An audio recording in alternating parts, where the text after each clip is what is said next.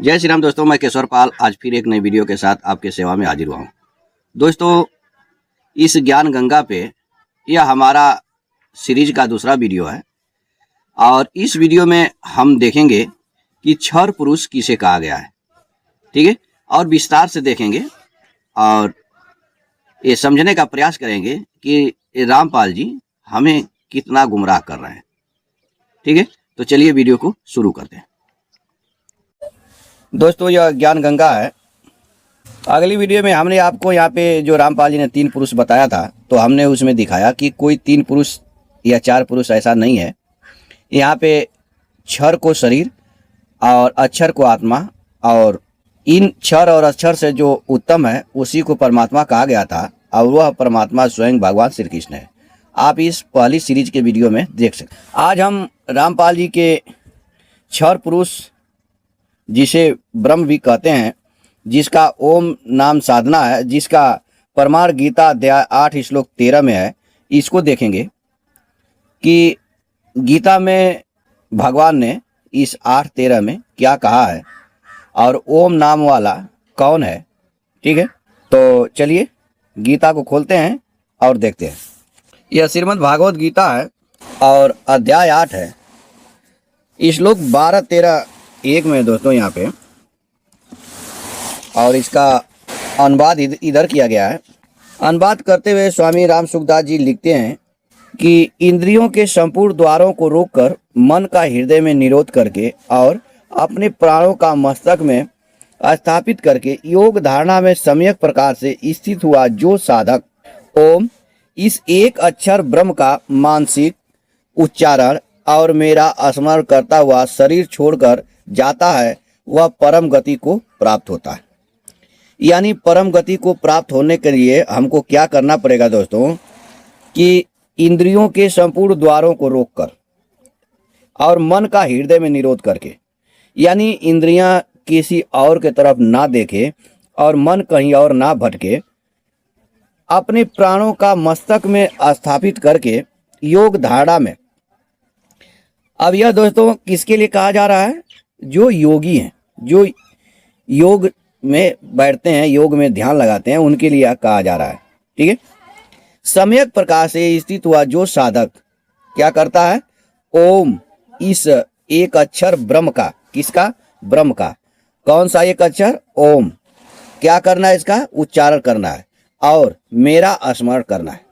ठीक है, यानी दोस्तों परम गति प्राप्ति के लिए इस श्लोक में बताया गया है कि ओम का उच्चारण करें, और वह किसका? ब्रह्म का मंत्र है, और स्मरण किसका करें? भगवान श्री कृष्ण का।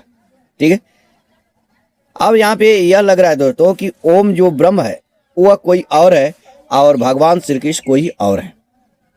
ठीक है, क्योंकि भगवान श्री कृष्ण यहाँ कह रहे हैं कि ओम का उच्चारण करो और मेरा स्मरण करो। ठीक है, तो हम सबसे पहले आपको ये दिखा देते हैं कि यह जो ब्रह्म है यह स्वयं भगवान श्री कृष्ण ही है। ठीक है, यह देखिए अध्याय 14 है और श्लोक 27 है। इसमें भगवान क्या कह रहे हैं? क्योंकि ब्रह्म का और अविनाशी अमृत का तथा शाश्वत धर्म का और एकांतिक सुख का आश्रय मैं हूं। ठीक है, यानी दोस्तों इस श्लोक में भगवान कह रहे हैं कि ब्रह्म का और अविनाशी अमृत का और शाश्वत धर्म का, वह धर्म जो कभी बदलने वाला ना हो, और वह अमृत जो अविनाशी है, और ब्रह्म जिसका ओम मंत्र है। ठीक है, जो हमने आपको अभी 8:13 में पढ़ के सुनाया, और एकांतिक सुख का, वह सुख जिसका कभी अंत न हो, उसका मात्र एक आश्रय भगवान श्री कृष्ण ही है। ठीक है, आप कहेंगे कैसे? दोस्तों, जो ब्रह्म है उसी को परमात्मा या भगवान कहा जाता है, लेकिन वह भगवान का निर्गुण निराकार स्वरूप है, जो सारे संसार को व्याप्त करके स्थित है, जो हमारे मन बुद्धि से परे है। ठीक है, ब्रह्म का हम मन बुद्धि से वर्णन नहीं कर सकते, लेकिन वही ब्रह्म हमारे मन बुद्धि के द्वारा वर्णन करने के लिए हमारे आंखों के सामने हमारे इंद्रियों के सामने उपस्थित होने के लिए वही जो निर्गुण निराकार ब्रह्म है। जब जब धर्म की हानि होती है, असुर बढ़ते हैं, दुष्ट बढ़ते हैं, साधु जनों को परेशान करते हैं, तो वही निर्गुण निराकार परमात्मा जो अजन्मा है, अव्यक्त है, वह व्यक्त हो जाता है, वह जन्म ले लेता है। ठीक है, जब वह जन्म लेता है दोस्तों, तभी हम भगवान के बारे में कुछ हम स्तुति कर सकते हैं, कोई फल फूल कुछ भी हम उसको चढ़ा सकते हैं, कुछ भी, मतलब हम जब तक वह सगुण नहीं होगा, हम अपने इंद्रियों से, अपने मन से, अपनी बुद्धि से उसको व्यक्त नहीं कर सकते, उसका कोई वर्णन नहीं कर सकते। तो यही भगवान इस श्लोक में समझाने का प्रयास कर रहे हैं कि जो निर्गुण निराकार परमात्मा है उसका, और जहाँ पे व्यक्ति जा करके कभी जन्म मरण नहीं होता उसका, और जो शाश्वत धर्म है जो कभी बदलता नहीं उसका, और एकांतिक सुख जिस सुख का कभी अंत नहीं होगा उसका एकमात्र आश्रय मैं हूँ।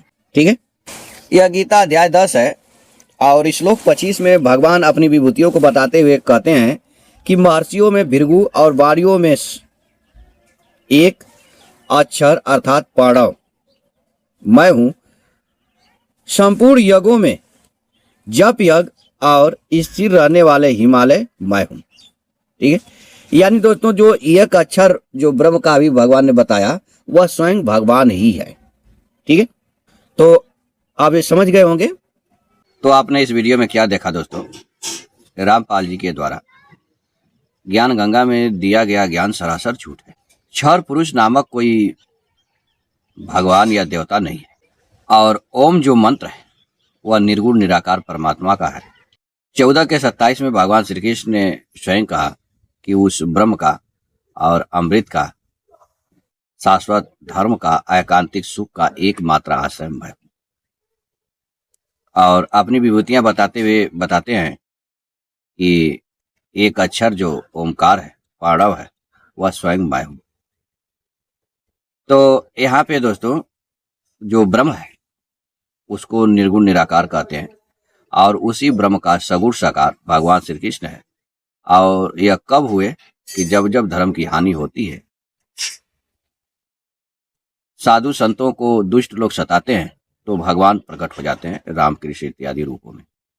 हम आशा करेंगे आप समझ गए होंगे, और अगली वीडियो में हम शिव पुराण से दिखाएंगे कि ये रामपाल जी के द्वारा बताया गया क्षर पुरुष, अक्षर पुरुष और उत्तम पुरुष कोई अन्य नहीं है।